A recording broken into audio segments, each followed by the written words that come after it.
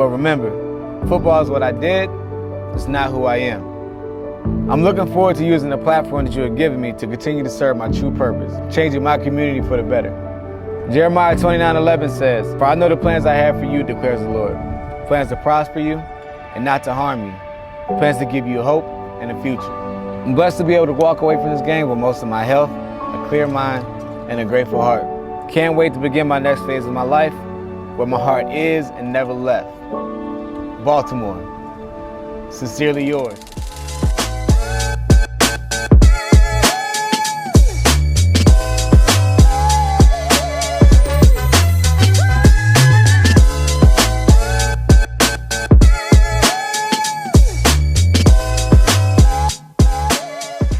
Talk to him, Welcome Showtime. back Talk to to him. Showtime Speaks, the Keep Going podcast. The season of bringing dreams and ideas to life. Kenny, 3, 2, 1, come on! Hey, we got a special guest in the building. We got to get a come on from this guy. We got to give a come on. 3, 2, 1, give us the come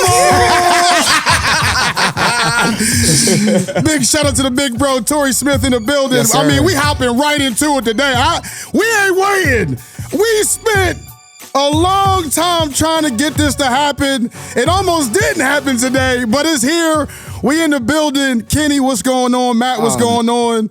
What's up, T. guys? Smith, what's going on, man? Hey, man, everything's good, man. I'm excited to be up here, man. Yeah. Matt has a really dope studio. And Yeah, man. y'all taking care of business, man. Proud of y'all and the work that's been happening. So I'm excited to make it to the boonies to get it done. Yo, this is like, if you don't know, if you haven't been subscribed to the YouTube channel, I mean, we've been doing a lot of special things. We've been building this thing up from the ground up. You know, Matt's been believing us from the beginning. T. Smith has been pushing us from the background more than he knows. Because I remember we were talking about the podcast. He was like, I don't know. I think you can. And ever since I had that in the back of my head, and I said, I got to keep going. So big shout out to you, bro. You are a big time inspiration to both me and Kenny. I mean, just you being big, bro, the illustration that you've just laid out for us, man. Like, thank you. This is, we already had T. Smith on the show maybe when we first started. So to have you here in person, man, I mean, this is monumental, bro. Nah, yeah, I'm excited, man. I mean, a lot of life has changed, man. So I think it's a lot to talk about, to catch up on, and again, just to be about growth, man. Keep going. Yeah, keep going, man. Yeah. Kenny, what's going on, man? How you doing, bro? I'm good, bro. I'm getting ready for that half marathon. Oh, yeah. It's been crazy. This is going to be my third half. Yeah. I took 2 years off, so I needed something to get me going again, you know what I mean? So Purpose. Purpose. So I've been training for that and, just working on things on the back end and, actually got a chance to see my nephews play last week, see T. Smith team. So a lot good going, bro. Good.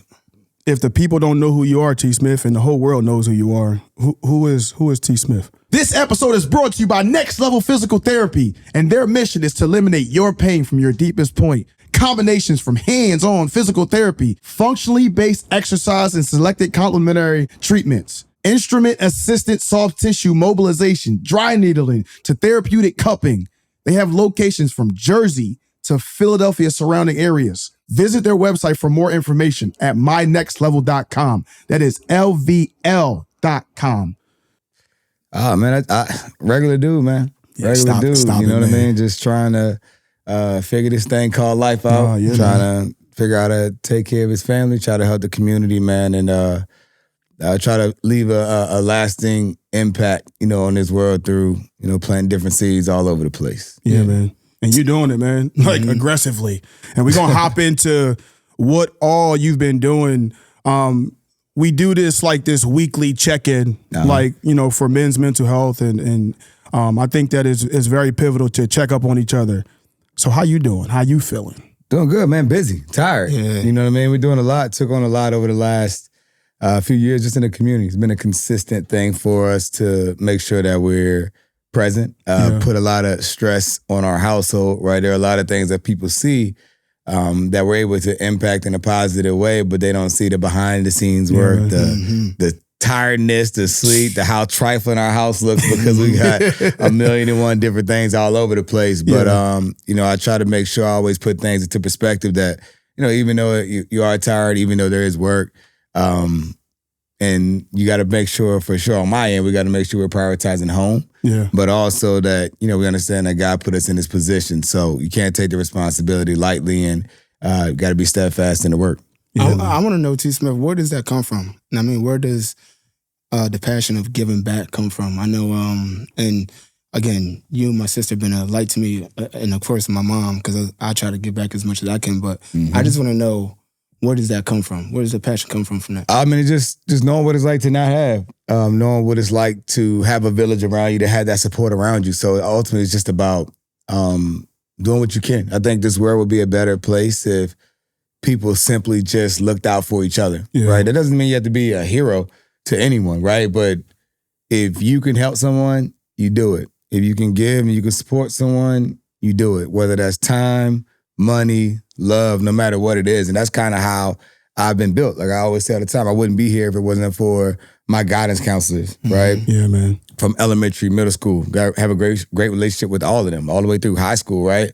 Talking about people that were there at my wedding, people that were, my son's born in a hospital, they're there the next day. Like that type of relationship between my coaches, guidance counselors, teachers, and obviously my mother and my grandmother, who were the top of the village for my family. So, I mean, it's just about doing what you can. Even though we struggled, my mother always was looking out for the next person. Like my grandmother was always looking out for the next person. So I truly believe that the people around me were built that way, right? To take care of each other and to protect each other. And obviously I've been blessed with the opportunity to give and bring people together. So I try to make sure I'm maximizing those opportunities to help other people. Yeah, man, that is, bro, you've been doing a great job of it, man. But, as men, we all struggle with that trying to balance the whole thing out. Like, how do you find ways to balance through it all? Man, it's tough, right? And I don't do the best job of it. It's something that I try to make sure, and I've grown in that area, but it's like, hey, you got to sometimes be like, all right, I'm not doing this, or I'm stopping doing this, or I need a break from doing this because you can't pour from an empty cup. And so for myself, the biggest thing is I try to build in things to force breaks, right? Because oftentimes you don't realize you're drowning until it's too late. So it's like you got to try to make sure that you're being proactive in it. And a reminder for me is to simply start doing what you like. Like right now in this current time of my life, I like to fish. I haven't been fishing, right? So that lets me know right there that I'm not on my path of protecting my own peace, my own mental health, right? So even with my household, right? Like sometimes you remember, like, and this is not to jump too far ahead, but it's like balance as a married man and a person that's responsible for folks outside of your home as well. It's like, man, you got to really start there. And I struggle with that at times because I'm not necessarily locking in like I'm supposed to there. So like it's an ongoing process of, and the flip side of that is my wife hates canceling things. She hates change. And I'm the type that's like, I don't care about none of that. it's going to survive, right? We'll deal with it when it gets there. But it's about really kind of finding that balance, man. And that's the part of the season of my life where I'm really trying to figure that out and make sure that I'm able to give the votes. 'Cause I do spend a lot of time with my kids because we're around. But it could be better and it could be more. And you got to remember to be present and put time in your relationship as well, not just in everyone else. You know what I mean? When you're married, that's a life thing. Oh my God. Right? It's so easy to get in routine. Autopilot. Yeah, like so y'all don't got kids yet, but you're going to find out, right? Like there's a phase when there's you and your girlfriend, then it becomes you and your wife. And then there's these little people that are introduced to that you're not responsible for. And then your focus goes on them so much that you can oftentimes forget about each other, right? And I think you got to always kind of make sure you're prioritizing that. And again, for us, that's always a journey and a battle. But like I said, I think we're all on the same page trying to do it.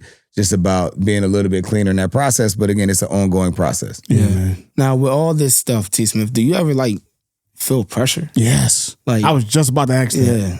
Like, do you feel the pressure or not? No, I think it's I set myself up, right? You know what I mean? Like, it's like no one said, hey, you have to go and do a nonprofit. Like, you can go just help somebody else, right? You know what? You don't have to spend your own money. Like, you don't have to start this. You can just go help something else. I'm the one that made Initiated the it. decision to do it. So therefore, it is my responsibility, right? And if I don't have so much pride that I'm not afraid to put it down. If something bigger than that, my family, my household, whatever, is sacrificed because of it, right? Like, and I know that may bother some people, right? I'm big on commitment. If I'm going to do something, I want to see it through.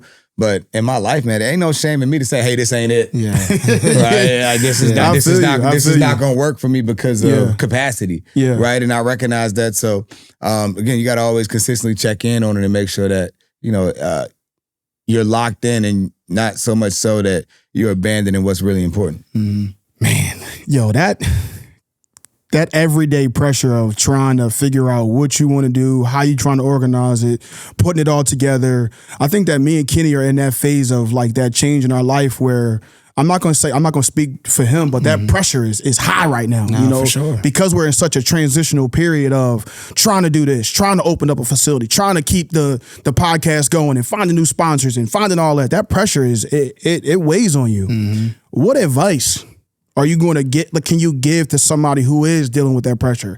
Like, what would you say to both me and Kenny? We dealing with it right now. Like, we struggling, but we keep finding a way to keep going. But what would you say to a person like us, like that's dealing with that pressure? And we can't forget, big shout out to the sponsor, Cozy Jeweler, the jeweler that keeps us cool. Oops, I meant cozy. Stop playing. Step up to the 5 C's: color, clarity, cut, carat, cozy, diamond, diamond, diamond. Follow him for more at cozyjewels.com. Come on, man. Go spend that money with him. You already know what I'm going to say. Oh, my God, man. What am I going to say? Control what you can control. Control what you can control. Control what you can control.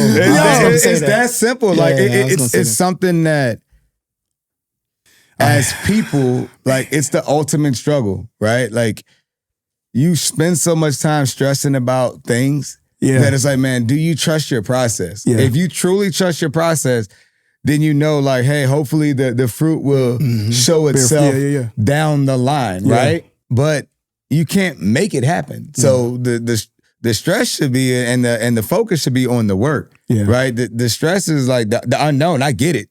No one likes the unknown, right? But at the end of the day, you're gonna stress one way or the other, right? Right. So you might as well win or lose. So you're right. So you might as well put your focus and all of your effort into trying to master your process, to master your work, and to focus on, again, if you keep your eyes set there. Like that was the thing that I didn't realize I did it, but I learned that being a young student athlete, right? Like, like, hey, I can't control if I'm going to start. Right? I can't control how much I'm going to play because I don't actually make those decisions. Right. But I can go and I can take it and I can go hard. Right? Your effort. Like, I can control my effort. I can control my attitude and how I show up each and every day. Yeah, man. Right? Like, I can control that.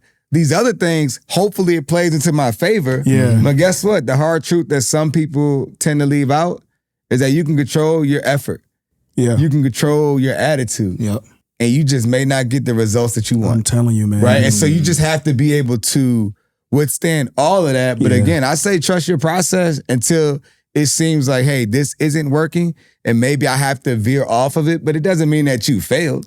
Right? That's not to say the corny lines of, hey, you only fail if you quit. Right? But there's an element of, hey, you got to push it. And then we're grown now. You can't, the older you get, you don't have as much room for error, right? Like, you have to be able to try to work towards really trying to figure it out. But I think there's nothing wrong with pivoting, or there's nothing wrong with adjusting. And the way we're built and the way we're programmed and the way society is, it makes it seem like if you have to put it down for a second to maybe reevaluate if that's working, it makes it seem like it's over. And that's just simply not the case.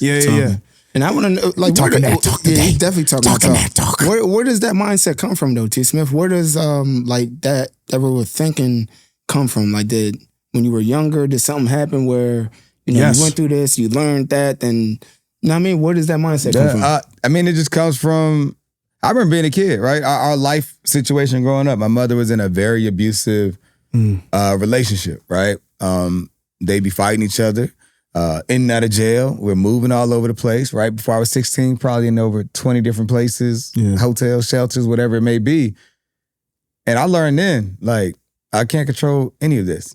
I can't control the relationship, even though I think it's stupid that she's dealing with him. And I thought that, how do you not see this? If I'm a child and I know this is wrong, how do you not know this is wrong? But the older I got, I realized the power of love and the influence of men, right? So that helped me as I grew older, right? However, I couldn't control it. I couldn't control the situation, the variables that may have changed our situations at the time. Couldn't control that, right? But my mother, even though we were in an environment where, you know, it could be shaky at times, the standard for what I had to bring day in and day out was the same. Like, I don't care where we were living. I don't care what the situation was.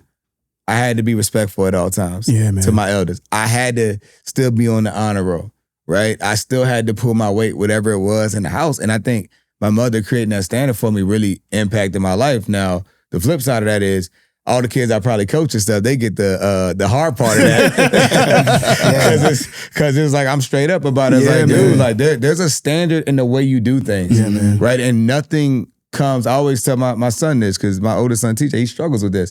I'm like, there's nothing that exists, and now I have a daughter, right? I can rephrase a little bit, but there's nothing that exists in a positive way in this world for an individual that doesn't work. Mm-hmm. Right? So you have to have your standards. You have to be able to be at this place where, you know, I'm going to try to chase this each and every day. Am I perfect? No. But this is what I can control, and this is going to give me my best chance of getting as far along as I possibly can. Come on, man. We can't even drop the mic in here, man. But this is where we want to be at, man. This is Showtime Speaks. This is the Keep Going podcast, man. This is real conversation. This is real love. This is real brotherhood. This is what it's supposed to be like, man. I love it, man. Like, moving on to the next thing, like, do you miss football? Does it call you? Do you get that itch? Like, man, I wish I can go back out there. Like, what's that feeling like? How are you dealing with that right now? Not once. That's crazy. Like, it's just never been a thing for me. I love football so much. The game changed my life, impacted me in so many different ways. Even as a kid, like, remove getting my education paid for, which was my goal. Like, it was my safe space away from the real world, right? The distractions that you deal with as a child. However, I always say I played football. Like, I wasn't a football player. My identity was not wrapped up in football. Even though if you talk to anybody that's ever played with me, I'm not a perfect player by any means, but they gonna tell you I bust my tail. Right? Yeah. So there wasn't, it's not to say like, oh man, he's a guy that didn't care about it. No, I absolutely did care about it. I put the work in, right? Was I the greatest? No, but I earned whatever I earned, right? All the good, all the bad. And I sleep very well knowing that. Yeah.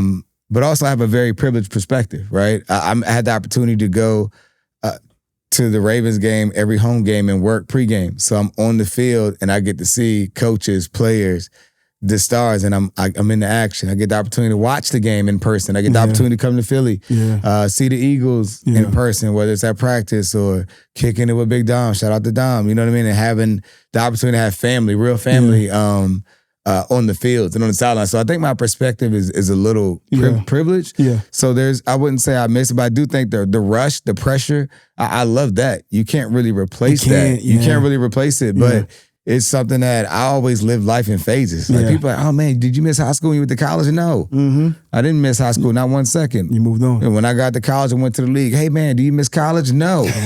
Right? I'm cool with where I am, and I've always lived life like I trusted the phases that happened, and I maximized every single spot, whether I did well or not. Yeah. Like, I tapped out there. Yeah. Right. And so I was always comfortable going on to the next phase without looking back. And so my perspective is of appreciation, not necessarily missing it. Yeah. So growing up, T. Smith, you wasn't that young boy like, I'm going to make it to the league? No.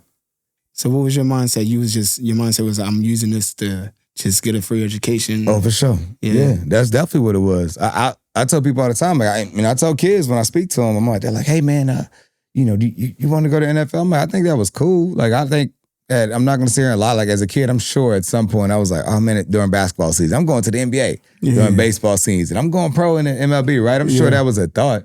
But the reality of it is my steps were all aligned with getting a scholarship, right? I wanted to get a scholarship because I knew, based on my environment and people I was around, people that had college degrees made more money. Like my definition of success is stability. Knowing where you're gonna live, knowing who you coming home to, like knowing you got food on the table. Like that stability is my definition of success. So for me, I knew that having a college degree was the best step that you could have towards potentially finding stability based on what I knew at the time. Yeah. Now there's entrepreneurs, there's all kinds of different people now. That wasn't a phrase I understood back then, right? But it was like, hey, I'm gonna get this degree and my folks can't pay for it. So it's scholarship or military. That's kind of where my mindset was.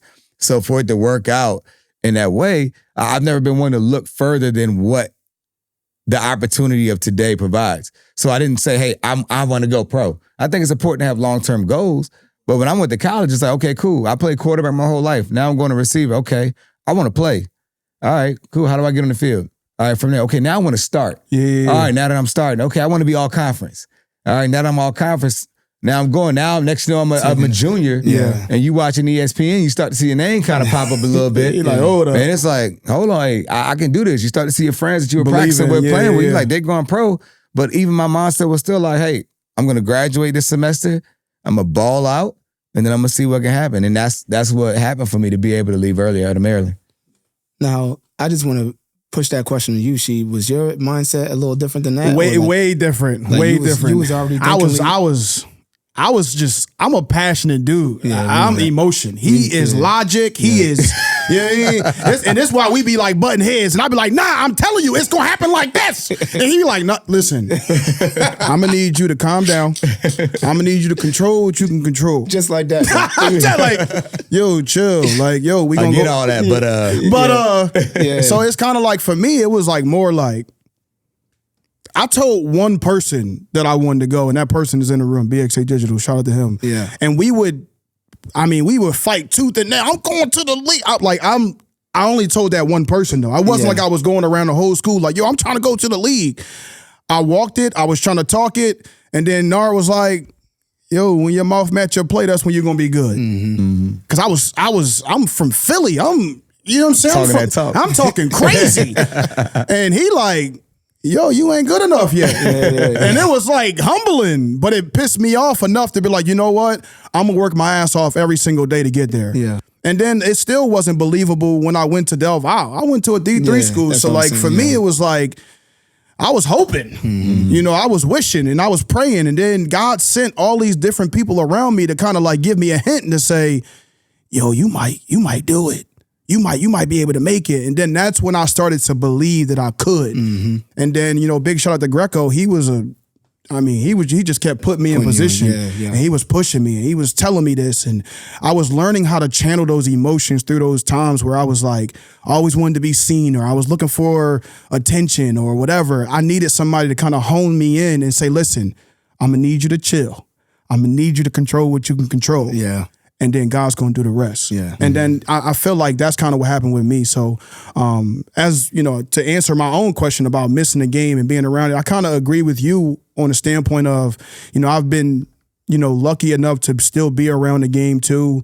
I go to the games all the time. I'm in the box. I'm with Paul and all of them. And sometimes I get the chance to go down to the field after the games and all that. So like being close to the game does help you get over the pain of, man, I'm cool. Yeah. I'm okay. And I'm still fighting that battle of trying to be okay with walking away from the game. Yeah. I haven't even officially like retired or nothing yet, and I don't think I will. But you know, I'm still that's a growing pain that I'm still trying to go through though. So Yeah. I mean, I'm trying. But there's multiple perspectives though, right? It's not a bad thing to be motivated. I think if you have a big goal that you're motivated by, I think that's important. I think sometimes the way I kind of frame it makes it seem like, hey, don't dream big, right? Like that's not necessarily the case, but it's like my biggest thing is if you say you're going to be something, let's make sure your steps align with that. Right? Yeah. And you have to know, like you got to walk. Yeah. You got to crawl before you can You walk. do. You Yeah. got to walk before you can run. Yeah. And I think being able to shape it there, but the bigger problem we see these days is that a lot of people say what they want goal-wise, and you don't see the steps that are aligning with that. Yeah. And that's where, you know, to me, I'm brutally honest with any and everyone when it comes to that. Yeah. It's like, man, okay, that sounds great. I love that. What you're That's doing. great for you. But how are you pushing in that direction? Yeah. Because if not, you just talking, and I'm not a big person in wasting time. Yeah. Yo, I think that's the biggest thing that I do love about you, bro, and it pushes me because, I remember having this idea of talking about the pod and talking about all this. And a big part of me trying to go hard was to not impress you, but to show you that I can do it. And for you to even come on, and that's one of the first things you said, like, bro, you doing it?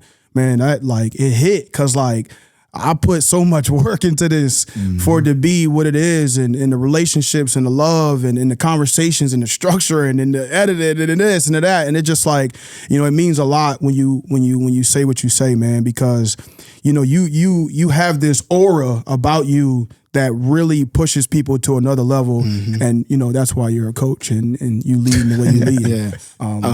I since we're on the football topic still, though, I wanna just ask you a question, T. Smith, because both your teams right now, Baltimore and the Eagles, they're going through some stuff right now. Not bad stuff, but, like, what would you say if you were in that locker room right now? Like, what would you say to the team right now? One of our favorite sponsors on Showtime Speaks, Shuyan. They offer full-service clothing and formal wear from boys to men, from tuxedos to your favorite fitted suits. Because if you look good, you feel good. And when you feel good, you play good. Come on, man. Located 1201 Buck Road, Feasterville, Pennsylvania. For your style and look ideas, follow them on Instagram, SCHWEONS. Follow them right now. Let's go. You can answer this too, but Yeah. I want you to, talk about it a little Well, I bit. think it's two different perspectives, right? If you're in Baltimore, they're beat up, they're injured, they're 1-5. It's a tough spot to be in, right? So it's about, you got to take it one game at a time, right? If you're in Philly, everyone's acting like Philly's trash. Yeah, I say this every day on Twitter. People are like, you're just being a homer. Like, bro, what are y'all complaining about? I'm telling you. Right? Like, this is still a very good team. I'm telling you. You just got to tighten up on the details and close out games. And also, like, it's so easy to get bored with winning. And what I mean by that is, like, people want winning to look a certain way. Yeah. Like, I get it, but keep checking the box. Because last time I checked, no one cares about your regular season wins. You got to make sure you get to the party. I'm telling you. Right? And that's what it's about. Keep collecting the wins. Yes, you got to grow. Yes, you got to be better. Yeah. Yes, you got to figure out a way for A.J. Brown to be happy and to be involved in the offense. Yeah. Yes, the passing game has another notch that it can get to. Yes. But you're talking about guys who have proven that they can do it at that level. So the biggest thing is to remember who you are and stay the course and trust what's happening, because you literally have the example of you guys just did it. Yeah. Right? And the biggest thing to do and the hardest thing to do in this league is to play well the year after you win it. Right? And so they still have a winning record pushing forward. Yeah. So my biggest thing is stop listening to the media. I'm telling you. Don't listen to the media. Come on. Try to ignore the outside noise. Yes. And don't worry about what your numbers say. Yes. Right? Like, just focus on winning and get things to come, because in my mind, in my experience, whenever I focused on things that weren't about doing my job, whether it came or not, because I get it as a receiver, listen, I hated it. Right? I'm not going to sit here and lie and say, oh my goodness, man, I'm comfortable not knowing how many times the ball go come my way. Yeah. I ran a lot of wind sprints. I'm telling you. Right? And in my mind, I've played my worst when I started to think, man, they playing with me, man. I'm telling you know what I mean? Like, I played my worst and I've learned from that. So, upset. You know what I mean? Yeah. So anytime I get a chance to talk to any of our young players, yes, man. Anytime I get a chance to talk to some of the cats in the league that are still playing, what I tell them, Sheed? Control. You better control what you can control, man. You have to take your own advice sometimes. I'm telling you, yo, my biggest thing is, listen, that's the biggest thing that I miss about being in a locker room, is to be able to stand in front of 50, 60 something players and just tell my truth about how I feel about it and how I see it. I've been on championships teams and all that stuff, but you really got to block out the noise. Like, the media will seep into the locker room. It'll start asking you questions that you start getting manipulated into answering. Yeah. Yo, you got to let it go. Yeah. Like, to win a championship, Rome wasn't built in a day. Yeah. We talking about new offensive coordinators. We talking about new system. We talk about new rules that are in the offense that it says I'm supposed to go here if it's cover zero or if it's this or it's so much that goes into playing the game. It's not just turning the TV on and looking at the offensive line and then seeing the end result. No, it's details. It's so much that go into it. And one of the biggest things that, the coach, I love him to death up in Winnipeg. We would always start the season, right, by having this one conversation just talking about there's personal goals, and there's team goals. By the time we get to training camp and get through this whole thing, you got to leave your ego at the door. Because ego going to get you in trouble. Ego going to have you looking for the ball when you ain't really supposed to be getting it in the first place. It's so much that go into it. And just like you said, man, I've been the angry receiver. I've been the guy who had to change my whole mindset of saying, if I'm not getting the ball, I'm going to go block somebody.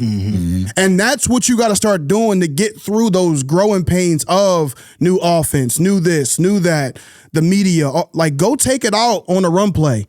If you ain't getting it, go take it out over there. So it's just like, it's so much that go into it that, like, man, I missed the game just by just being able to say these things in the locker rooms and just encouraging guys to keep the main thing, man. So I got another question too. So talking about the championship teams you were on though, right? What separated those teams from the other teams? And I'm sure you can answer that. I know you was one of the super easy. But like, super easy question, man. Yeah. I had the opportunity to experience a championship caliber team. Then we missed the playoffs the following year. And then I went to San Francisco. We made the playoffs in Baltimore last year. Then I went to San Francisco and we stunk 2 years in a row, right? I was there we for that. missed the playoffs. And then we had the opportunity to go to Philly and we won. And I recognized week 1 in Philly. Kenny will tell you, anybody that I know up here in the Conshohocken area, like our family, they'll tell you, I said, we can win the Super Bowl. He said that from the first week. The first week I was in Philly, I was like, this team can win the Super Bowl. And there was a couple things that I've noticed between there and Baltimore. You had veteran leaders, right? You had guys that set the tone. Those vets set the tone in practice. I'm telling you. Their attitude, they were all focused on trying to win. You had enough a great mixture of young talent. Yeah, man. You were in a healthy place salary cap wise, which allowed you to make some moves. And you had guys that were willing to adjust their roles to make it work. Because all the championship teams that I've been around, which only 2, but I've been on 2 Super Bowl winning teams. Neither one of those teams had a 1,000-yard receiver. So what that means is you have a bunch of guys that are willing to play their role. That also means you can tote the ball a little bit. You got some guys that can run it. And so you got to be able to turn your ego down. And I get it. We talked about ego a little bit earlier. That's tough, man. Like there's some games where you may not get the ball but once or twice, right? My God, but I tell you the thing that the thing that I've learned now that I'm done playing on the back end is when it comes to ego, is that you let the ego and the media and perception get to you.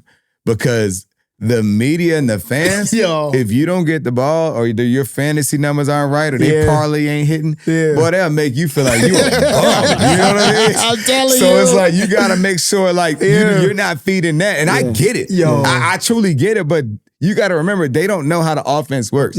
So when you play a position where, like receiver, you're the last leg. You the last leg. The offense has to block them. I'm telling you. Right? O-line got to block. Right? Quarterback got to see the, by the way, then the read, you got to hope it gets to you in the read. And then you got to hope you have a decent ball. Right? And then you got to close it out. So a lot of things have to happen before the ball gets to you. It's tough. And so there's some times where it just doesn't go that way. And now you over there looking like, man, coach ain't even trying to get me the ball. The third read in it, like we ain't blocking nobody. Like you'll go down this path of building conspiracies that don't even exist. So I tell you what, that was not a thing, right? Everybody was locked in. When I was in Baltimore, you knew, hey, it might be my game today. Or it might be Anquan's game. Or it might be Jacoby's game. Or it might be Dennis Pitta. Whoever it may be. Or Ray Rice might just run for 150, right? And it balances all of it out. So you just never know. The same in Philly, right? I gotta carry 2 guys with me so Zach Ertz can get open underneath, right? Like you got to be able to pull guys up and you got to play your role, right? So I think it's important to remember that in order for good teams. And we had that, man. That it was never a doubt. You never heard anyone complaining about how much they were getting the ball. Now, selfishly, it's probably thoughts, but that was not an issue at the forefront that was felt on the team. We were just so focused on winning, having fun, celebrating everyone's success, and that was the same way on both championship teams I was on. I totally agree, man. With knowing your role, man, it's tough, man. But in order to win championships, your defense got to be stout, and you got to be able to run the ball. And I think those two factors, I think that the Eagles, they have that, and I think that as the season progresses, because you don't want to be playing your best ball right now. You want to be playing your best ball towards the end of the year. So, high hopes for what they got going on. Big time Eagles fan, big time energy. I'll be at most of the games, and I'm excited. But let's move on, man. Let's dive deeper into things, man. We got a picture video segment that we have. We got a couple pictures that we're gonna go through just to kind of get, dive a little deeper into your life a little bit. The first one is special, man. Okay. Family, the new building, the new community center. I remember being there a couple, what's it, maybe a year or two ago? Oh my Yeah, 2 years goodness. ago. Yeah, That joint, It ain't look like that. It ain't look like that. I was there. I'm like, so I had that call sheet. I'm like, yo, this going crazy. Yeah, man. Just talk about this new endeavor, this new experience, your family. We talking legacy. We talking, oh my God, this is crazy, yo. No, it's crazy, man. When I first retired, we were staying at the Hyatt in downtown Baltimore. Our builder went bankrupt, and we literally didn't have a home to go into. And Craig Singletary, the head security guy at Ravens, was driving me around. We're looking at sites because we did after-school programs when I was playing. Yeah. Like literally, I would catch the train on our off day in Philly. I would do community service the one day, and then the next day we kind of had a short day. I'd catch a train to Baltimore and go teach at our after-school program while I was still in Philly. And so to be able to say, hey, school programs are cool, but like we have to be able to make a bigger impact and not just that one child, but that child's siblings, his family, whatever. man. So we were looking for a space and partnered up with Baltimore Rec and Parks, took over this building. The Baltimore Ravens found out about it. Mr. Bishotti put 20, 30 million towards this project. And now it's a Boys and Girls Club where we don't have to do the day-to-day anymore. If you remember, y'all know, like, when we say run the space, this ain't no, oh my gosh, this is like, no. If they need water, I'm going to BJ's. Yeah. I'm getting the snacks. I'm getting the, like whatever. Like we were running this place. And so it was really cool to be able to pour into the community. But to see what they have now, I mean, like, I don't want to disrespect anybody that and how they live or their situation, but it's literally rags to riches based on how this is like from the trailer to a mansion, the way this facility is. And beyond the looks of it, it's about who it's going to be able to impact. Like lives are going to be saved, lives are going to be transformed, and the opportunities that are going to exist are limitless. And so I'm extremely excited about it. And again, it's not about ego. It has nothing to do with like, yes, it's cool to be a part of the project. We'll still continue to pour in, but it's like, man, the biggest thing is sustainability, right? Having a Boys and Girls Club, being able to be an anchor there, that's a national, well-respected organization, still being able to pour into it. Our Level 82 football stuff is operating out of there as well. We'll be able to provide tutoring opportunities and as well as mental health and social emotional learning. So, again, we're excited about it, man. That's just a major blessing. And Chanel, my wife Chanel, she obviously spearheads a lot of that stuff. I set her up all the time, but she spearheads a lot of that. So for our family, man, it's really cool to know that an idea has turned into that, and it's going to be able to, that's one of those seeds, right, that was planted that'll be able to benefit people for a long time, and it shows the power of community, the power of people coming together, and to be a small piece of that's really cool. Now doing this, T. Smith, with the youngins, my niece and nephew, are you like explaining what's going on? Oh yeah. Yeah. Oh yeah. I know they're saying it, but I have to, man. Because the kids are being raised in a way that's completely different than myself, for sure. And even Chanel, right? Like our kids are growing up in a crazy privileged environment. So to me, it's essential that you put good people into this world. Yeah. And so for my kids, right, like as privileged as they are, I try to make sure they understand how the real world works. I don't shy away from tough conversations. I don't shy away from when we're at places and saying, oh, don't look this way. Or I know you respect people for people, and they understand at an early age, if you have the opportunity to help someone, then you help them, right? Like if any of y'all have my kids with you and you're driving by and they see someone homeless that may be at the gas station or something, they're going to ask, hey, can we spend money or can we get them some food? Yeah. Or can we give them money? Like I've been with my kids at times and they got a little money that's burning their pockets that they want to go get some candy or something at the store. And they're like, oh, can I use my money to go get this for that person, right? So to me, like that's a major win as a parent. But also they've been able to know like their responsibility in this world is bigger than just them. Like you have an opportunity to help and your voice matters and how you treat people matters. So them being able to go out there with us, to be able to serve, to be in the community is something that they know. And even my daughter, she's 6. They all understand what it's like to give back, and they all understand that's something that they should be doing. It's love. Man, that's love, man. You You hitting it from every angle, man. I mean, you retired, you had this plan, you had this whole thing in your mind mapped out since the beginning. And I say that to say that, and I think I just made a video just talking about this. While you're in it, you need to prepare for when it's over. Mm-hmm. And like to hear you talk about it, you was prepping to retire as you were playing because you had a vision on how you saw you doing something, and like to see it like you said come to life like it is, man. That's special, man. I just want to ask, like, what's the you raising your kids, right? And we talk about the privilege. And I remember having this conversation with Matt, like. How do you like balance like, man, like I learned the lesson when I was a kid like this, but now you got to teach your kids a different kind of like how do you balance that? Like how do you get through that? I don't have the answers for it. I'm trying to figure it out, man. Because Lord knows my son TJ be killing me. You know what I mean? But the biggest thing is that like there's no manual when you're a parent. Yeah. Right? And people say that all the time, but it's the honest truth. And to me, the important thing is, are you being intentional about trying to do the right thing? Are you being intentional about trying to show them the way? And to me, I always say I want them to have the life lessons, the value of respect, the value of family, the value of hard work, right? Those are things that I think are essential for any child, right? Any person.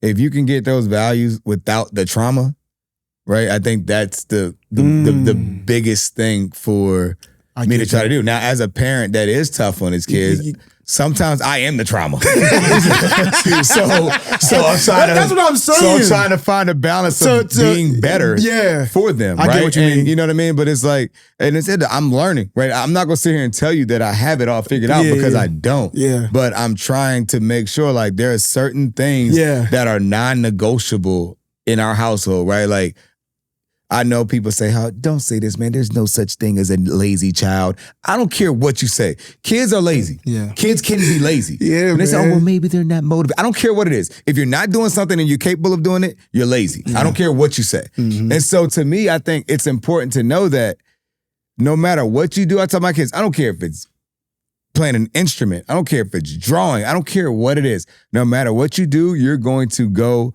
your hardest at it. Period. Yeah. The standard doesn't move for anybody because there's going to be a time in this real world where you're going to have to fight through some adversity. Yeah. Right? That's why I love that our kids are in sports. They have to deal with failure on a day-to-day basis. And I don't protect my kids. Yeah. No, you don't. I don't protect them. You're going, like a sport is a beautiful thing. Right? If your kid's not in sports, they should be. Because there's going to be a lot of highs and lows. They're going to have the greatest games. They're going to be feeling themselves and they're going to be like, look at me, Dad. Good job, son. Then they're gonna have a game where they stink it up. and now they're ready to go off the ledge because they're like, oh man, I didn't do it. It's like, no, like this life, that's how it's gonna be. You gotta try to figure out to be somewhere in the middle. And so to me, like again, if they're not gonna have that in their day-to-day life, like I think my kids can learn discipline without having to move around, right? Or have to do these things, right? Like let's just know this is how it has to be done. But again, it's an ongoing journey, man. And talking to other parents is definitely something they feel. So, we're trying to work to try to be the best that we can be for them. Yeah, man. Like, Kenny, what's it like?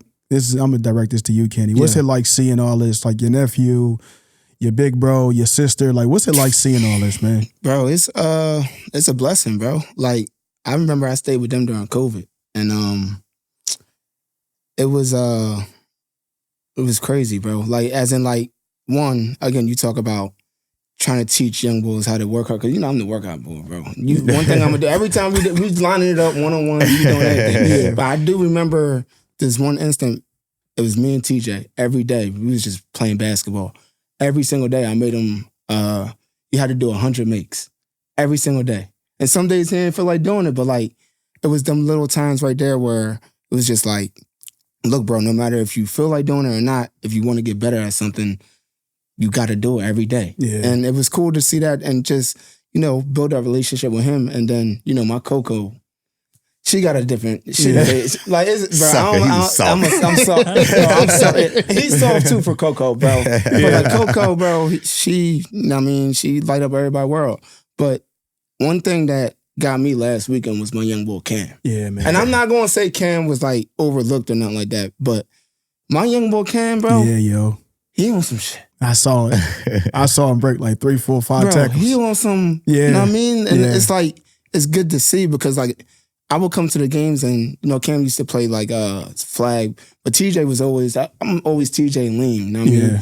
And Cam and KJ, they don't get the low awards, but like, you know, they the older young bulls. Get more love. Get more love. But also, being honest, like the older two, Liam and TJ were more advanced for their age, right? KJ and Cam are kind of just like, you know, they're going through it. There is a gap, like where they were development talent-wise. Yeah, but just seeing them grow, it's crazy, and just, you know, again, just having role models. Like, and I just want to say this, like, you know, I got good men in my family, but I always looked up to my sister, Chanel. She was the role model in my family, you know what I mean? First one to go to college, first one to get a scholarship, and she always had my back. And then when T. Smith came, it gave me that male role model, that person I want to be like, doing the right thing. You know, never drink, never smoke, know what I mean? So he made it cool to be him. Yeah. Know what I mean? He the reason why, like, when I say I don't care what people think about me no more, bro. And he was the reason being around you, bro. That really showed me that. So, it's cool, bro. It's a blessing, bro. And I just like you, bro, I strive every day to make them proud. You know what I'm saying? Bro, bro. Like, I'm driving to Florida. I didn't even tell my sister Chanel. Because I knew Chanel more. So go down there with a plane. Yeah, go down with and T. Smith normally like that too. But this time I called him, look, you gotta figure it out. You got your car, right? Now I mean, and that right there, I'm definitely out. Yeah. Snowstorm and all that. I'm definitely out. No, just gonna have to figure it out. And it's cool, bro. That impact is really, really real. And it brings me to level 82. The next picture, the next thing, and bro, you are changing the game. The game. And you know the Cam Newton, you know all that, boom, boom. But now it's like level 82. Bro. Level 82 has really inserted and entered the chat. Mm-hmm. Talk about the building of it. Talk about the kids. Talk about right now, bro. Like the impact of getting these kids an opportunity to get seen and scholarships and Joey O'Brien, Jules McFadden, all these kids, like, talk about it, man. It's been cool, man, because, you know, for us, Level 82 is straight nonprofit community work first. Mm-hmm. And then it turned into this love for coaching in the game. And then I realized, like, wait, like, we're mentoring these kids through the game. And opened my eyes to it when I realized, like, how much game I had. I was just chilling. I bought a camera when I retired. I'm like, I ain't coaching no kids. I'm taking pictures. I remember, you know what I mean? And so now, like, to be able to mentor them and help guide them through, to help teach them, like, how to maximize this game and understand it's way bigger than the game, to help them set a standard for themselves and to be able to see their vision forward. It's been really rewarding, man. So, you know, to be able to play 7-on-7 now, we've been able to teach them the part of the game that we know the best, but also like the conversations that we're able to have with these kids and exposing them to different things that are going to benefit them long term. It's been a major blessing. You know, we're talking now, like when we first started, we just did anything, right? Like, you know, we were just trying to. And you started in Philly. Play. Yeah, like we had a mixture of kids from Philly, Virginia, and there. And now, like, it's turned into a program to whereas, like, people want to be there. Yeah. And I'm always big on, like, I don't believe in chasing nobody, right? So I'm not a good recruiter, right?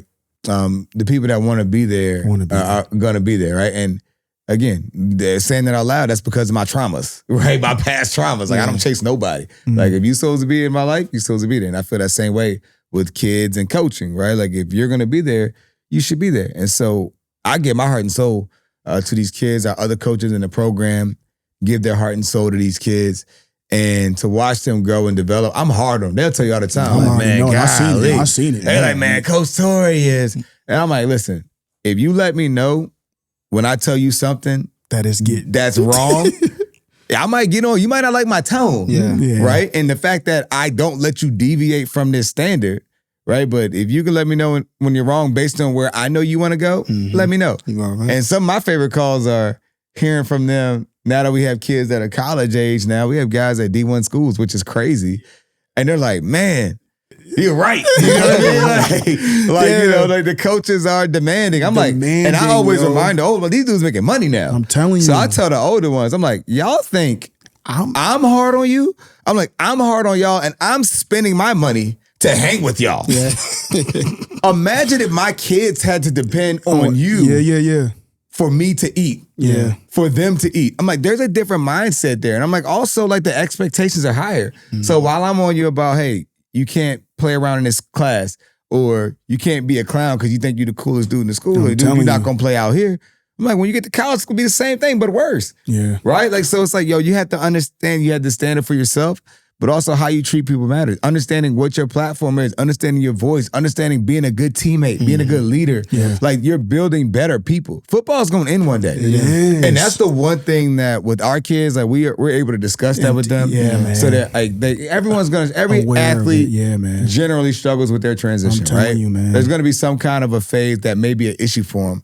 But to me, it's like the kids that are in my circle, they know that this game's gonna end. Bro, Sure. Like I they're respect aware that. of what's around, and I will be there with them every step of the way, right? To help them along that journey. But I mean, lives are transformed like through this stuff, man. It's really cool to watch them grow. And you know, we do a little bit of winning too, so that makes it fun. But honestly, it's not about the wins and the losses. Like it's truly about building relationships with these young men and their families, and kind of being a part of their village. Because again, that was what raised me. Yeah, man. So to be a part of that is really cool. To kind of piggyback off of what you just said, man, I mean, teaching them that the game is going to be over one day, yo, that just really just hit me so hard because, like, you don't have that conversation. You're not really, like, fully prepared for it, yo. And when it does happen, yo, a lot of us really, really struggle. And if you don't know what you want to do next, yo, it's tough, yo. We got a video that shows you coaching, man. It's a journey, right? What we say before, because of where you are right now, it doesn't mean you end that way. But I mean this with all my heart, and we all say this and echo this every day. You get what you earn. You get what you earn. You want to play more? Be at practice. You want to play more? Execute at a high level when you get your reps. You want to play more? Be better than somebody else. That's the bonus part that people forget about. You can practice hard. You can come every day, but you might not be better than somebody else. And guess who's been in that position before? Me. Every coach out here. I don't know many people that just always started. It just don't work that way, right? So you want something, go take it. And it's all love and competition always, you understand? Yes, coach. Hey, we love y'all boys. Let's keep this journey going. Okay. All right? Come on, man. Like, that boy T. Smith up there giving speeches, he doing the whole thing, man. Like, yo, that is, it's real though. Come on, Kitty, talk to us, man. How do you deal with them parents? Because you know I was on that sideline last. I ain't gonna lie to you, man. Like, how do you deal with them? Man? I'm not gonna lie. Parents get on my nerves. Yeah. Like I'm gonna keep it 100, even though I help lead our nonprofit and coach. Parents get on my nerves. Mm-hmm. Like they really do. Parents ruin my coaching experience. I love them, some of them, but parents get on my nerves. That's just a brutally honest statement. And the parents that get on my nerves are the parents that are delusional about how situations work, right? Like if you're on a rec team, there's an expectation that your playing time looks a certain way, right? Mm-hmm. It's in the SOP. You got to rotate 50% of the plays, depending on how many. We play in leagues where there is no play minimum, right? So what that means is some people aren't going to get in unless we're winning. Yeah. Right? If we in a dogfight, I know people say it's youth sports. Everybody should play. Not here. Yeah. If we playing to win, we playing to win. There's a million other football places you can go to. Yeah. This ain't that. You know what I mean? Talking about on the tackle side of things. And 7-on-7, we rotate everybody. Yeah. And it's a tournament style. So you have pool play on Saturday. Everybody plays. That's where your development happens. Yeah. On Sunday, we playing to win a championship. Yeah. So you may not play, right? And I communicate that. Mm-hmm. And so why I think that's important to me and with parents, all parents think their child is not getting a fair shot when they're not playing. Yeah. Or if they're not playing enough, right? And then they get to pointing at other people's kids. Like, to me, I tell people all the time, my child played on the basketball team. We had some small technical issues with the episode. We lost our video feed. We will be continuing this episode in audio form. But as you know, we always find a way to keep going. So we will be adding some pictures and some videos to kind of keep you guys engaged. If you would like, you can go to Apple Podcasts and Spotify to give a full listen. But if you are sticking around, stay tuned. Come on. Stay right here. Don't go anywhere. Don't go anywhere. Stay right here. Let's get back to it. And he was only 7 years old. He went to 6, 7 tournaments, and I promise you, he played less than 10 minutes altogether. And I'm like, still stay committed. I ain't quit. I ain't moving from the team because we wasting money. He gonna ride this out. Yeah. Because you wanna know why? If that's the worst thing that's going on in his life right now, with a challenge for him, a little bit of adversity, based on how he lives, we need this lesson. Yeah. Right? You got to work harder, dude. Hey, you got to be better. I'm not going to sit there and tell him, man, this coach don't like you. Yeah. Like, come on, man. Like, you got to work. And guess what? Sometimes you can work hard and you're not better than somebody else. Yeah. That's a real thing. Do I think the coach, when they're up by 20 points, could have tossed them some time? Yeah. Sure. Am I going to talk to him and tell him that? No. Right.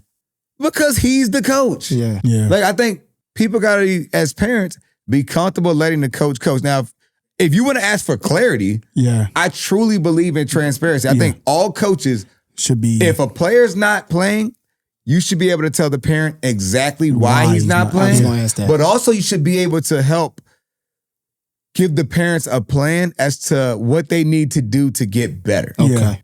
Does that mean if they check those boxes, they're going to play more? No. But it's going to help them grow more, so potentially that opportunity may be there. Yeah. But we're in a society now where everyone's like, oh, man, I want to quit.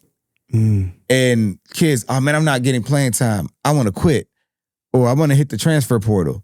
Or like, you got to be able to grind things out. And I think when your kid is young, I think there's 2 different ways you can look at it. Some people say, hey, I want to make sure that my kid's having fun playing. That's more important than anything else. And I do believe you should enjoy your youth football experience. But if you're quitting in the fall from a team, like that to me is a sign of running, right? And again, sometimes you have to quit. Sometimes it's not a good fit. That's not to say all coaching situations are the best. But if you truly believe that your child is safe, that you truly believe that your child is being coached well, if you shouldn't run from that. Now, you might want to find another team the next year if there's no fight there, or it might be a little bit harder, right? But parents aren't honest about where their child is developmentally. And that bothers me, especially when it's expressed. And we record a lot of things. Yeah. So if you It's evidence. It's evidence. if you play with us at level 82, It's whether evidence. that's 7-on-7 or now what we recently started with tackle football, if your child's not playing, I can show you. I understand. You know what I mean? And I welcome those conversations because you should know. Because what I've learned is a child will go home and act like they don't know why certain things are happening. But I think as a coach, it's your responsibility to make sure that they know and that they're communicating the right way. So, I mean, it's tough. You have to have those conversations. Our coach is always right. Am I always right? I'm sure I'm not. Right? But I let you know right straight up. It's communicated clearly.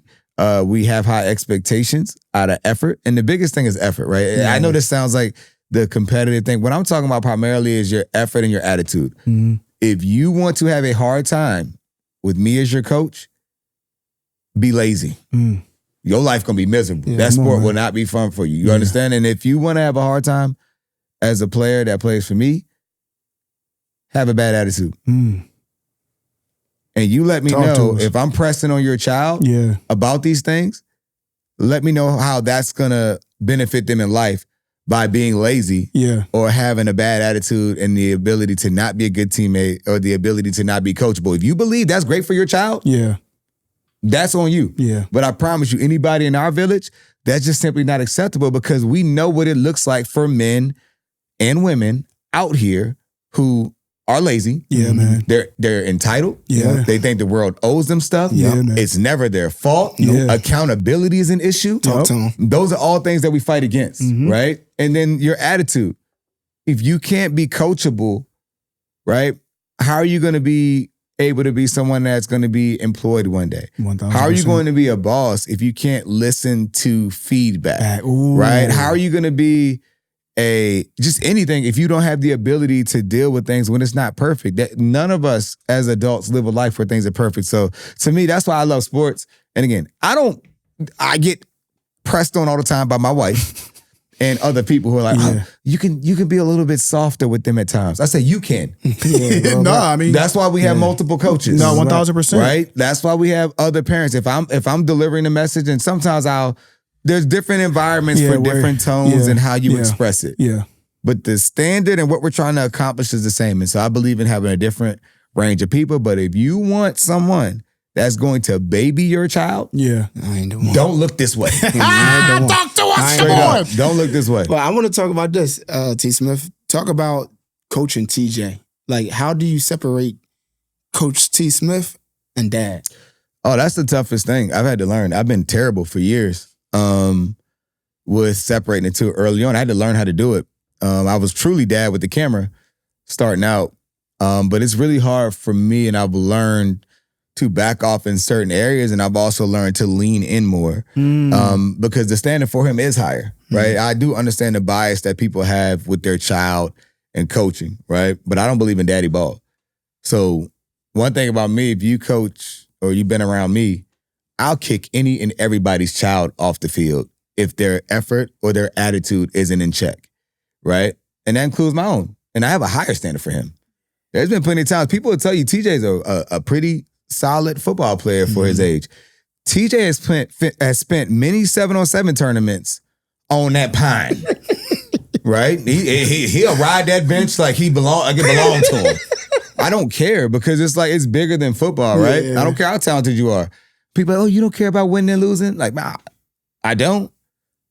Like, even though everyone else might celebrate when they beat our team, like, who cares? Like, won or lost, okay. I'm going to lose 1,000,000 more times, right? Yeah. And go win 1,000,000 more times. But I feel like with him, the important thing is that I have to make sure, and again, I have to be better at certain things, but for him, it's about the standard. Like, I'm on TJ, never about truly performance. It's about his effort and his attitude, right? Because that's what we press on at home. If you're doing your schoolwork, I need you to do your best the first time, right? Well, we're not here to negotiate effort, right? That's our household standard, right? You're going to do your best the first time. So when I'm leaning on him, 9 times out of 10, it goes there. And then I have this process where I call it step 1. I need step 1 to be right with everything that you do. And I know that you're not going to be perfect, but I need you to start off initially like you are prepared and you know what you're doing. And what I mean by that is, if we want to use football as an example, if you're the receiver and this is your route, you should be lined up in a good stance, and I need you to run off the ball initially as fast as you're supposed to run off the ball. I need you to get into your route as fast as you can, whether you drop it, whether you catch it. Anything after that, we can work through that. We can coach that. But we've coached you enough to know that step 1 should be right. And if your step 1 ain't right with me, you're going to have a lot of problems. Because again, you're not perfect, but that's something that we anticipate you getting right and expect you to get right. That's about having a little standard there. And so for my child, it's harder for him because we expect that at home. Yeah, so he's like getting double. Yeah, like we use sports as a way to reinforce the life habits that we want to happen at home. And so there is a time where I had to take the gloves off because he's had a rough stretch the last 5-6 months. I think he's been extremely lazy. He hasn't necessarily been working as hard. And that's been challenging because I pressed on him about that. But it's like, hey, like, you know, if you're not going to be as committed to it, and I know it sounds crazy, people are like, oh, you really care about sports? No, I care about him working hard. So if he doesn't want to work hard, I'm not the dad that's like, hey, man, I'm going to take you outside and we're going to do X, Y, and Z. I'm like, no, I need you to show a little bit of interest in it. Because one thing you're not going to say to me is that, oh, you made me do, or I don't care if you play sports. If you say, hey, man, I want to own a studio like Matt, you better go be the best damn videographer and audio person ever. And you going to go hard. That's what it's about. It's not about the actual sport. It's about the way you move. And so I got to be better with that. That's just full transparency. Yeah. But I'm big on the effort because it's really hard for me to understand it. Like you have everything, right? You have a dad that's supportive. I didn't have like my mom. No one watched me play when I was a kid. I turned around. These dudes got fan sections at the game. All of my kids. No one came to my games. Yeah. My mom used to come to one game a year once it got to middle school. Yeah, man. And then she realized I could actually play in high school, and she was also financially stable, so she was able to come. Yeah. So when you talk about support, I can't relate to that. So my thing is, your payback has to be your effort. No one's asking you to do anything else. You ain't got to worry about making sure your younger brothers and sisters are eating. Yeah. You ain't got to make sure they getting on a school bus. Yeah. Right? You ain't got to make sure they done took a bath. Like your responsibility as well. You just got to work hard, bro. Yeah, that's it. And I think that's simple. I know we've been talking about this a lot.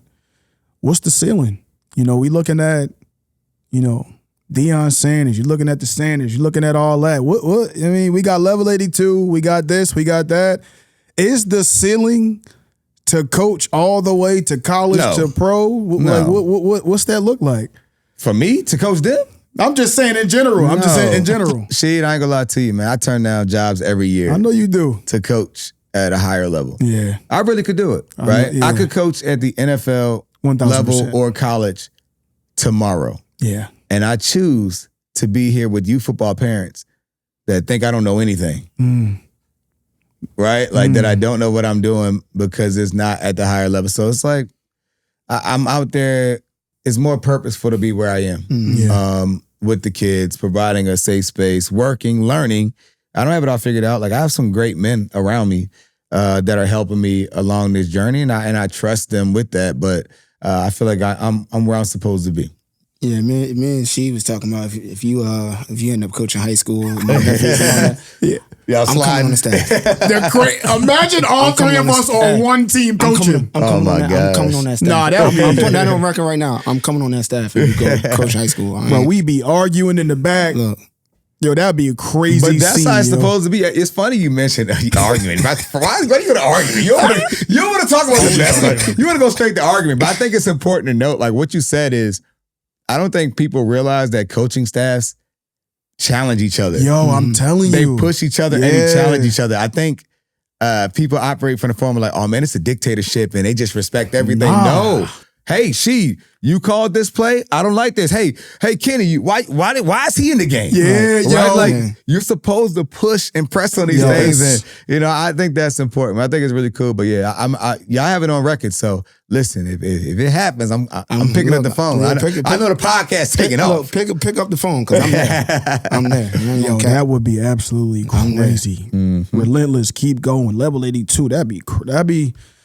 Stay tuned, man. That's something. That's something in the mix, man. You are a person who is all over the place. I mean, you know everybody. Everybody. I mean, like they be trying to downplay it. He the most low key, humble. We done been to Super Bowls. We done been next to Rihanna folks. He telling me, yeah, we about to go. We went, we going here. Yeah. Yo, I seen this picture. He in the picture with Chris Breezy. I'm like, oh, this is crazy. Like, just talk about the relationship. Just talk about it, man. That's family, so that's not really fair. You know what I mean? I know it is, but like, if people don't know, it's just like, this ain't normal. It's not. It's hard, right? Like, I see Breezy as like that's round the way. You know what I mean? Yeah. So to see where he is now is one of the biggest stars in the world. Yeah, man. Coming off the Breezy Bowl tour, the best tour I've seen from him. Yo. Like, I say all the time, I tell people, like, man, I remember him performing at the G-Spot in Warsaw. You got to Google that. For us out there in the country, man. And to see what he is now, man, I'm extremely proud of him. The biggest thing is to watch how he's been able to overcome so many different things, to watch how he's been able to grow as a father, as a performer, as a leader of his village, man. He's really in a great space. So I'm excited for him, man. Loving to death. It's been a blessing to watch him grow and spread his light, man. So listen, he went through a lot. And so to see him overcome that and to be what he is right now, I think he understands that, so I'm excited for him. Yeah, one of the best concerts I've ever been to. Man, he had me. I went to the joint in St. Fran. Yeah. And it wasn't even like a huge venue. We standing up. I mean, that was a good joint. Bro, I was in Canada. Like, he was flying in the air, dancing. He probably danced for like 2.5 hours, but that nonstop. Yo, it's crazy, man. To be in that position is really nuts, man. To kind of, as we get to the closing points, this last picture and this last I know this person meant a lot to you, and I've met him, I've been around him because of you. The energy, the love, the respect, the brotherhood. He recently just passed away, and I just wanted to give you an opportunity to kind of like talk about it. Yeah, that's my dog, man. Jacoby, man, missing to death.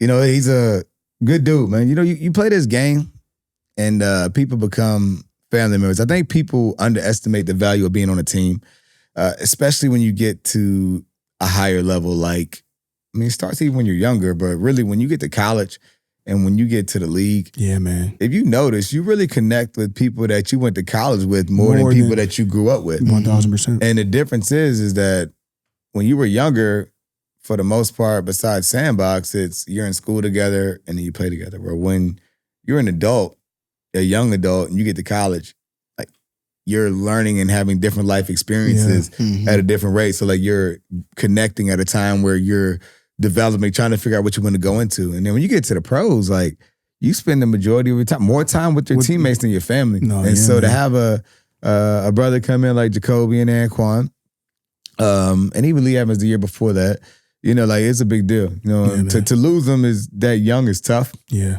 But it's a reminder about how short life is. Yeah. He has his son, Lil Kobe.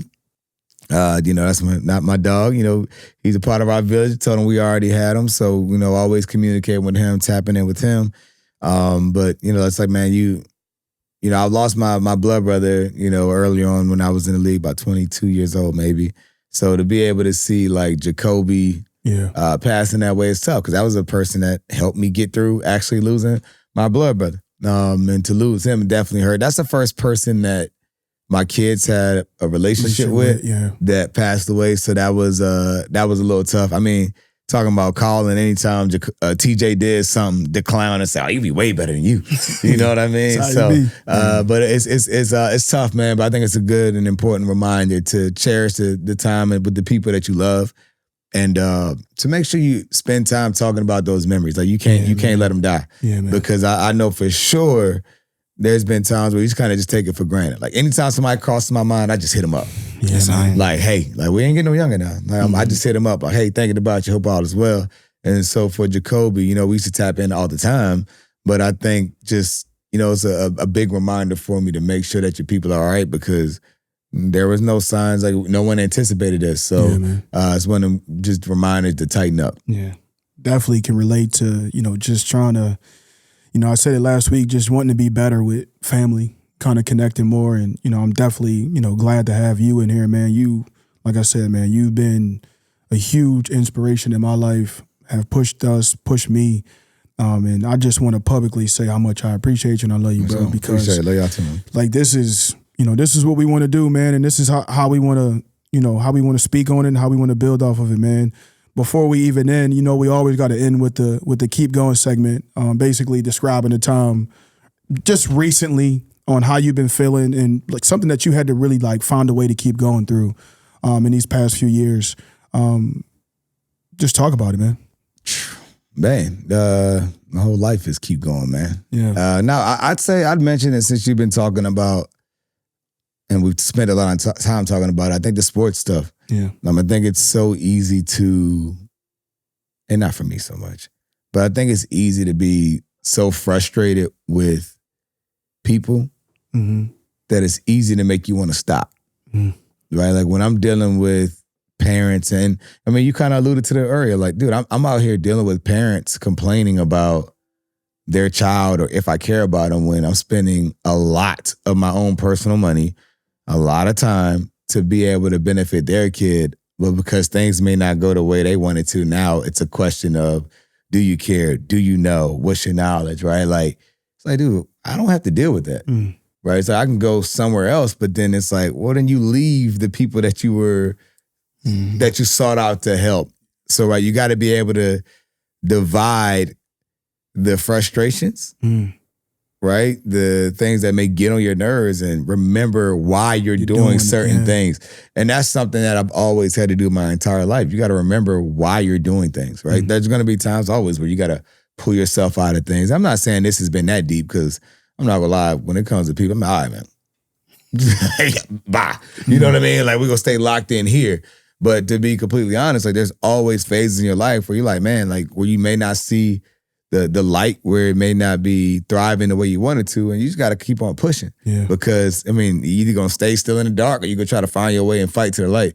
And so that's kind of how I've always been. That's how I've always lived. I mean, I think back to my younger days all the time. Like, when I'm talking to my boys, right, like, they got the privilege to play a sport because they want to play the sport. I played the sport looking for it as an opportunity and a vessel to get school paid for, right? Their college is already paid for, right? So it's a whole different ball game when you think about it. But there's times when you're playing where you're like, is this worth it? Am I going to be able to get to where I want to? And there's so many young high schoolers that are feeling that. And it's like, you know what? You may not get to exactly where you want to, and that's all right. But did you put the work in to give yourself a fighting chance? And I think that's what matters the most. And I'd say, you know, when I think about that journey itself, I think it's about just giving everything that you have, but also knowing that you're capable of so much more than even what your first goal was, right? And it's so easy to be discouraged. So you gotta keep on pushing. And like, she likes to randomly send a message, keep going. You know what I mean? Like, he's authentic in that. I remember calling him. He texted me, keep going. I've called him like, bro, don't text me no keep going. No, you gonna send me that generic keep going text, man. Tighten up. But no, I think it's important, man, to have those reminders, because, you know, I'm joking about she texting that, but it's literally at the moment where I'm like, man, these folks getting on my nerves, man. I wasn't necessarily thinking of leaving nothing, but it was like, you know, you got a reminder, like, remember why you're doing what you're doing. So I think that's important, man, for all of us up here to remember, like, man, it ain't gonna be perfect, right? But remember what you're fighting for, remember what you're building towards, and, you know, with the work ethic you put in and the time you put in, man, that the fruit is bound to show. This is Showtime Speaks, man. Like, continue to keep fighting, man.